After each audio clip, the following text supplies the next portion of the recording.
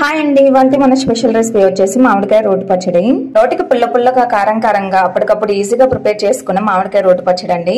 ముందుగా stove on చేసి కళాయి పెట్టేసుకుని 2 టేబుల్ స్పూన్ వరకు ఆయిల్ వేసుకుని ఆయిల్ కొంచెం అయిన తర్వాత మీకు స్పైసీనెస్ తగ్గట్టు ఎండుమిర్చిని అయితే యాడ్ చేసుకోండి. ఎండుమిర్చి కొంచెం వేయించుకున్న తర్వాత ఇందులోకి 1 టేబుల్ స్పూన్ వరకు ధనియాలు, అలాగే 2 రెమ్మల వరకు కరివేపాకు, జీలకర్ర అన్నిటిని యాడ్ చేసుకున్న తర్వాత మొత్తాన్ని ఒకసారి కలబెట్టేసుకొని లో ఫ్లేమ్ లో టర్న్ చేసుకుని ఎండుమిర్చిని వేయించుకొని స్టవ్ ఆఫ్ చేసి పక్కన పెట్టేసుకోండి.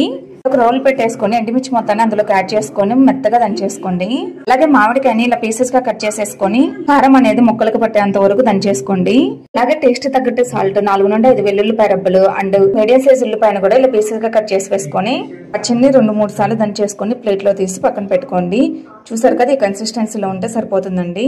నెక్స్ట్ తాలింపుకి అయితే ప్రిపేర్ చేసుకుందామండి. స్టవ్ ఆన్ చేసి కళాయి పెట్టేసుకుని 2 టేబుల్ స్పూన్ వరకు ఆయిల్ వేసుకుని ఆలు కొంచెం హీట్ అయిన తర్వాత పప్పు, జీలకర్ర, ఆవాలను కూడా యాడ్ చేసుకుని తాలింపు అనేది చిటపటలాడిన తర్వాత కరివేపాకు, ఎండుమిర్చి అలాగే ఉల్లిపాయలను